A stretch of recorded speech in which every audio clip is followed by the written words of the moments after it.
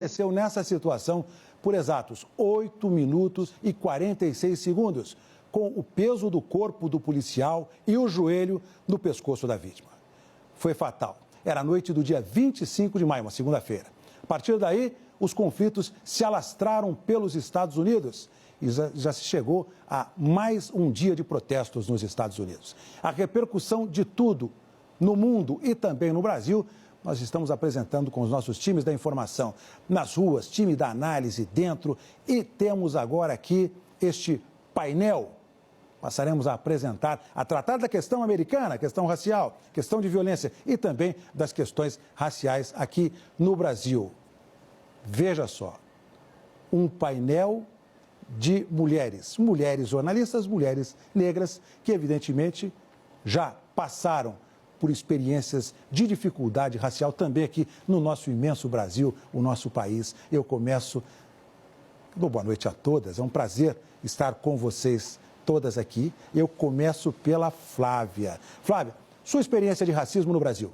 Muito boa noite, Heraldo, aos meus colegas, às minhas colegas. Ter a pele negra é algo que nos acompanha a vida toda. Então, mesmo experimentando alguma mobilidade social, ela não nos livra de situações constrangedoras de racismo. E eu vou contar talvez o episódio que seja mais recente e que exemplifica bem a discriminação que os negros sofrem no sistema de saúde, já que estamos vivendo uma pandemia.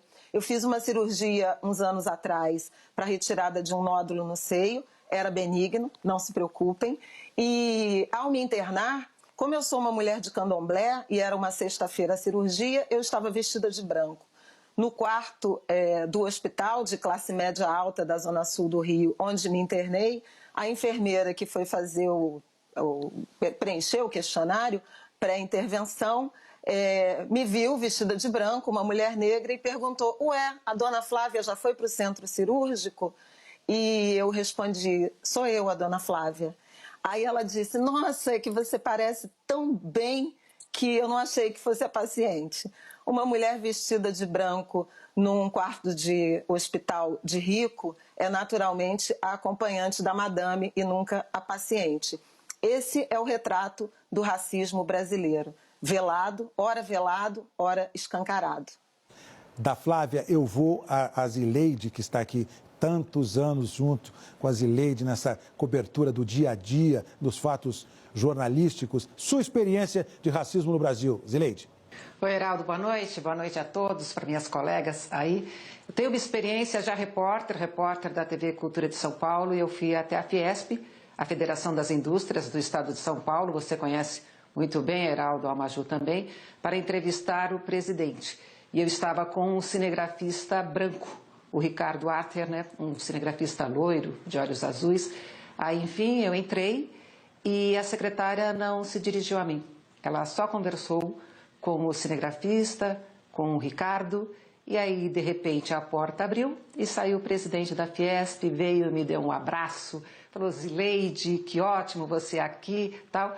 Eu só olhei para a cara dela, ela completamente constrangida. O que eu fiz, Heraldo, eu levantei o nariz, porque não dá para aceitar esse tipo de situação em nenhum momento. E eu falo isso porque eu quero que colegas negras e colegas negros como eu saibam que não dá jamais para baixar a cabeça, em nenhum momento e nenhuma hipótese. Mas eu nunca esqueci esse momento, Heraldo. Lilian Ribeiro. Heraldo, boa noite a essas queridas e tão admiradas colegas. É uma honra estar aqui nesse Em Pauta no dia de hoje. Acho que a imagem do racismo no Brasil, para mim, está no olhar. Está no olhar de quem não nos vê ou no olhar de quem nos vê em determinados lugares. Então, a Zileide falou da experiência dela. Eu tenho uma tática já, que é sempre chegar de microfone em punho, para ninguém ter dúvida de que naquela situação eu sou a repórter, eu sou a jornalista. Sim, estou aqui para te entrevistar, para discutir temas relevantes com você, e sou também uma mulher negra. Então, esse olhar que nos acompanha, que muitas vezes nos acompanha dentro das lojas também, esse olhar, para mim, é a marca do racismo à brasileira. Maju Coutinho, a partir de São Paulo. Oi, Heraldo, boa noite para todos. Boa noite, a sua experiência, por favor.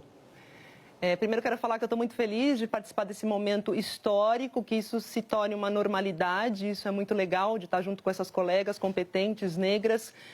Eu acho que a minha experiência de racismo é desde o nascimento, é desde a infância. Eu tenho memórias muito de criança, de pequena, de 6 anos de idade, e uma coleguinha em escola particular ter perdido o estojo e, de repente, ela decidiu que eu peguei o estojo dela, sem nenhum motivo.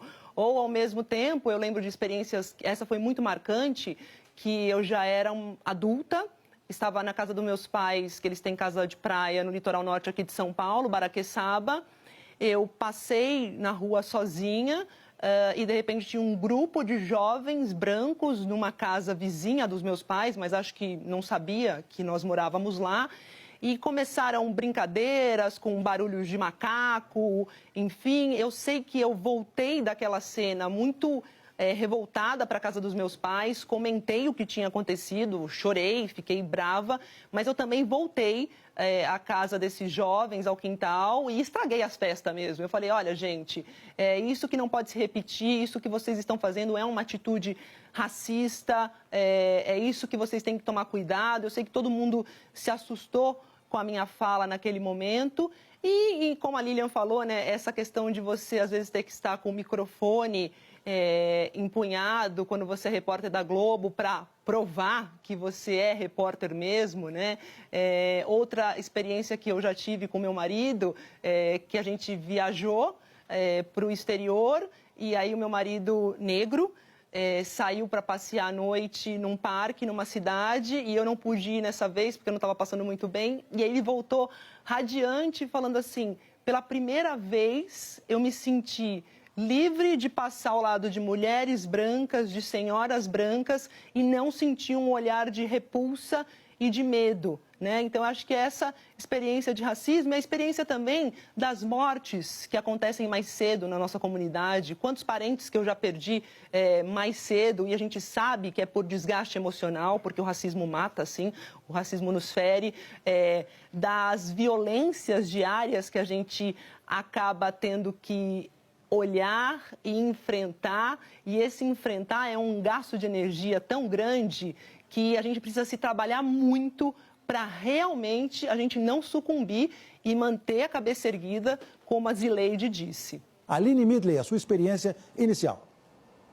É um prazer estar aqui com tantas mulheres que eu admiro e com simbolismo tão forte. Como o Maju já disse, eu acho que isso tem que ser uma constante agora, ainda que estejamos sendo pautados por uma demanda que vem lá de fora dos americanos. É mais uma oportunidade, mais uma que a gente tem aqui no Brasil, para falar do racismo que mata e que asfixia as pessoas aqui também diariamente.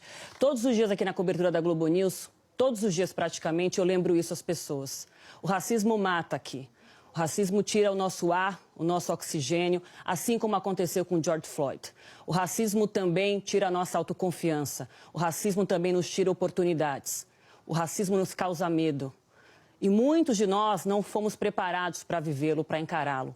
Então, quase que diariamente aqui na cobertura, sempre que eu tenho a oportunidade, eu falo, gente, o racismo aqui no Brasil não é velado.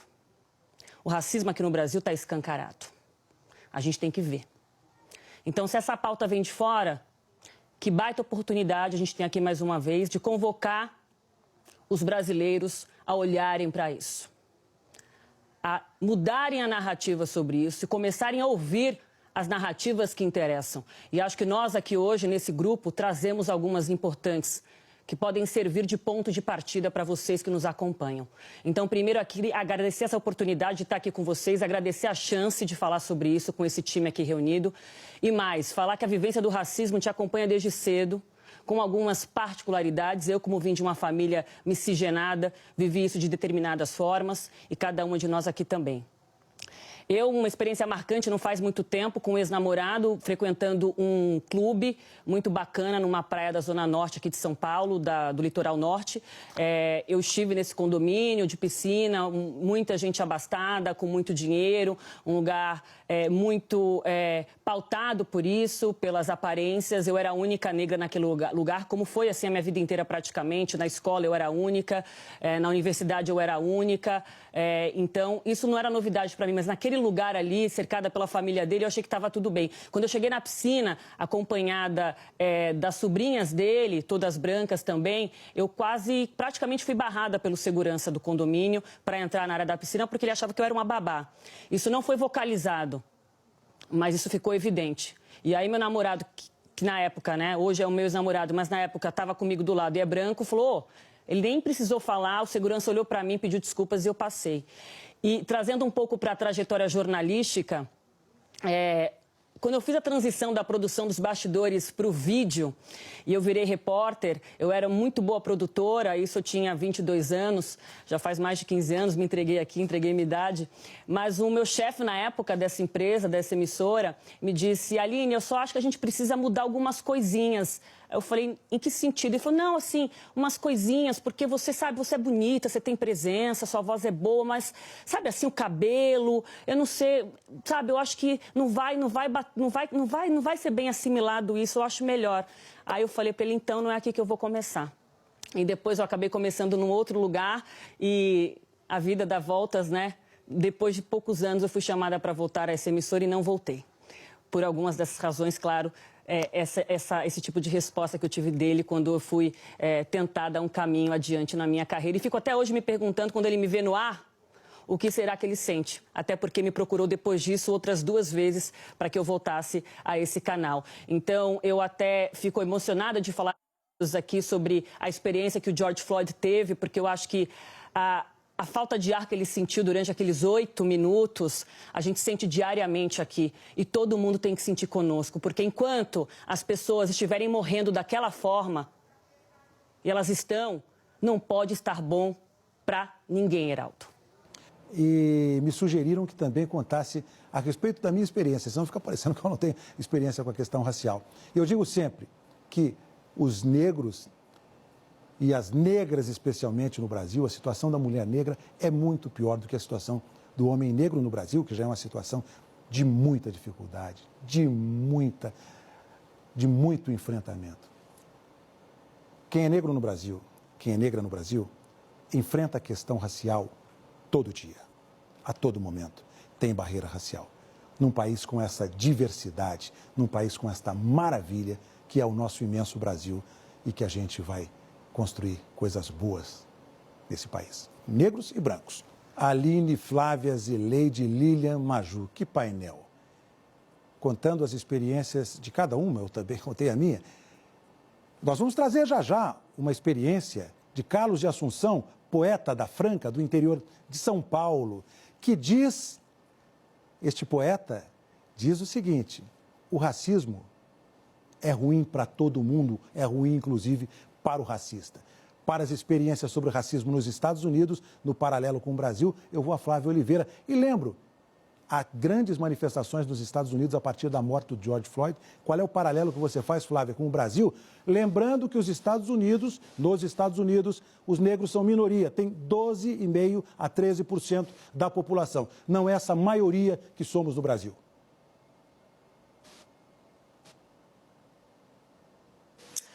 É isso, Heraldo, você tem toda a razão. Há uma diferença primordial em termos de escala, né? E quem já teve a oportunidade de visitar os Estados Unidos se espanta com essa diferença. Como os negros são mais visíveis na sociedade americana que na brasileira, em várias camadas, né, dessa sociedade americana, já elegeram inclusive um presidente, uma família negra na Casa Branca, elegeram e reelegeram. E no caso brasileiro, os negros vivem em alguma medida confinados, né, a posições, a profissões, a salários, a inserção no mercado de trabalho, posições subalternizadas. Acho que essa é uma grande diferença de avanços democráticos e de direitos que a população negra americana alcançou e a brasileira ainda não, né? A nossa democracia, ela ainda é abundante em exclusão e não em direitos. Acho que essa é a principal diferença. Agora, o que nos une, tanto lá quanto cá, também os negros estão predominantemente em funções de menor remuneração, mais sujeitos à informalidade, mais excluídos do sistema de saúde, de um sistema de saúde de qualidade e, no caso específico do debate atual, vítimas predominantes da violência policial e também do encarceramento em massa. Eu acho importante a gente lembrar disso. A população carcerária norte-americana, assim como a brasileira, é formada no Brasil predominantemente por negros e nos Estados Unidos com uma proporção muito maior de negros em relação à participação na sociedade. Isso sugere, Heraldo, sugere não, escancara, expõe essa assimetria de direitos. Os direitos sociais, os direitos econômicos, eles são solapados da população negra e o sistema jurídico, policial, legal não garante proteção e liberdade como garante a pessoas, a cidadãos de outras etnias. A violência policial flagrante lá, que tem sido alvo de muitas manifestações ao longo das últimas décadas, né? Mas eu preciso lembrar que, enquanto nos Estados Unidos a polícia no ano passado matou cerca de 1.100 pessoas, precisamente 1.099, apenas no Rio de Janeiro, no ano de 2019, a polícia matou 1.814 pessoas, um recorde histórico, o maior número desde 1991, início da série do Instituto de Segurança Pública, e que aqui, em plena pandemia de Covid-19, o Rio de Janeiro também tem experimentado um aumento da violência policial, das operações policiais em favelas já acossadas pela pandemia, em condições de moradia, de acesso a serviços como água e saneamento também limitadas, mercado de trabalho achatado, com muito desemprego, com muita perda de renda e, além disso, esse ambiente de violência, de operações policiais, que só na semana anterior ao assassinato de George Floyd, no Rio de Janeiro, houve 4 assassinatos, pelo menos 4 assassinatos de jovens negros em favelas. O João Pedro, no Complexo do Salgueiro, em São Gonçalo, o Iago, em Acari, na zona norte do Rio, o João Vitor, na Cidade de Deus, o Rodrigo, no Morro da Providência, e no último sábado, o Mateus, na região do Borel, na vizinhança do Borel. Então veja que é uma rotina de brutalidade policial, de violência homicida, que atravessa países que sofreram essa colonização assentada na escravidão, como foi o caso do Brasil e foi o caso dos Estados Unidos. Com as diferenças de que, por exemplo, os Estados Unidos, é óbvio, né, não tiveram a quantidade de escravos que o Brasil teve, dos últimos países a manter a escravidão numa quantidade que todos nós sabemos. Mas Zileide Silva viveu, é um caso raro a Zileide, porque a Zileide foi correspondente, mulher negra correspondente nos Estados Unidos. Ela conhece de perto a experiência americana e a experiência brasileira e pode nos ajudar nesse paralelo que estamos fazendo para levar para o nosso público telespectador, para levar para o Brasil, formado por negros, por brancos, por descendentes de tantos povos que aqui vivem, que aqui constroem esta nação, este projeto de nação, para que ela nos conte também essa experiência. Zileide, você foi uma pioneira como correspondente. Isso me dá muito orgulho, eu agradeço à TV por essa oportunidade. Agora, Heraldo, eu queria pegar carona no que a Flávia disse, ela falou rapidamente da eleição do presidente Barack Obama, e até hoje eu tenho aqui no escritório, eu ganhei de uma colega um quadro com a capa do jornal O Globo, quando Barack Obama foi eleito. E a manchete era: o mundo celebra a nova cara dos Estados Unidos. Essa nova cara, enfim, uma família negra pela primeira vez nos Estados Unidos, uma família, Barack e Michelle, de classe média, universitários, advogados, enfim, que foram e chegaram à Casa Branca. E eu lembro que a campanha do Barack Obama, ele falava muito assim: sim, nós podemos. Heraldo, você já passou por isso várias vezes, a gente vive isso muito no Congresso Nacional, quando muitas vezes seguranças negros vêm conversar com a gente e falam, olha, Zileide, você é um exemplo para os meus filhos, o Heraldo Pereira é um exemplo para o meu filho, porque, enfim, vocês conseguiram. Então, eu tenho sempre esse raciocínio, sim, nós podemos. E aí essa manchete, a nova cara dos Estados Unidos. Pode ter sido ingenuidade, mas parecia mesmo que seria um novo momento para a sociedade americana, servindo como exemplo para o mundo. Essa família negra nos Estados Unidos, essa família negra na Casa Branca. Aí eu lembro disso, lembro do presidente Barack Obama sendo reeleito, depois você tem a eleição de Trump, e aí essa imagem que não me sai da cabeça, acho que não sai da cabeça de ninguém, de um policial branco, com a mão no bolso e o joelho no pescoço de um cidadão negro. Um segurança, um trabalhador, durante quase 9 minutos, com ele repetindo várias vezes, eu não consigo respirar. O que eu penso, essa nova cara dos Estados Unidos, então ela não aconteceu. O que todos comemoramos lá atrás, o que todos pensamos que realmente essa família negra, na Casa Branca, seria responsável por um novo momento, não apenas nos Estados Unidos, mas no mundo, isso não aconteceu. Eu não estava lá, já tinha voltado para o Brasil, quando da eleição de Barack Obama, acompanhei todo o mandato dele, acompanhei agora o livro de Michelle Obama, o documentário que ela fez, veja essa força que eles ainda tentam manter, esse exemplo que eles têm que incutir na sociedade americana e, por que não, na nossa. Eu acho, até as colegas podiam comentar também, se você permitir, que foi talvez um pouco de ingenuidade minha, mas como eu acreditei naquela manchete do jornal O Globo, a nova cara dos Estados Unidos. Não é o que nós estamos vivendo nesses últimos dias, com todas essas manifestações que pedem apenas isso, respeito. Heraldo. Todas elas, a Maju está ali, todas elas, a Lília, a Maju, a Aline, todas elas aproveitando o gancho da Flávia e os seus, Zileide, vão a esses comentários. Aline?